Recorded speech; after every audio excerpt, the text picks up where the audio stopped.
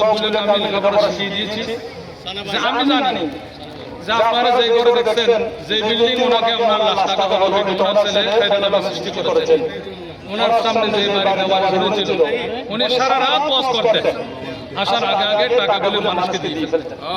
এটা আমার চোখে দেখা। মাঝে মধ্যে এসে আমি ঘুমোতে অবস্থা বলতেন, একটু উঠেন, কিছু টাকা দেন, পকেটে টাকা হুজুর কেন? তো ওয়াজে যে টাকা দিল গাড়ি ভাড়া হয়নি। দেখেন কি অবস্থা। আর আমরা শুনি ওনাকে কিভাবে ঠকিয়েছি, ওনাকে কিভাবে ঠকিয়েছি, কাকে টাকা দিচ্ছি, আর ওনাকে কিভাবে মাহরুম করতেছি।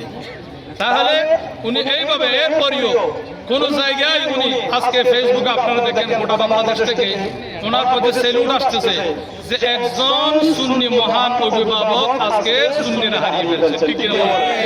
আমি ওনার সম্পর্কে অনেক কিছু জানি, তবে আমি অতটুকু না বলে আপনাদের থেকে আমি একটা সাক্ষী নিব হাত তোলে, যিনি একজন সুন্নি আলিম হিসাবে ওনার দায়িত্ব আদায় করেছেন। এটা ঠিক কিনা বলেন না?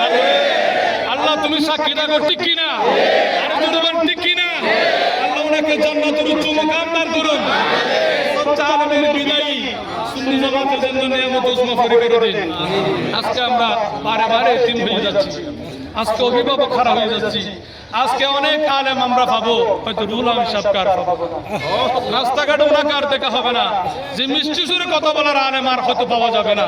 বসেন চা খান এরকম আলেম হয়তো পাওয়া কঠিন হয়ে যাবে। আজকে সুন্নি জনতা একজন সফল অভিভাবক হারিয়েছি। আল্লাহ ওনাকে জান্নাতের উচ্চ মাকাম দান করুন।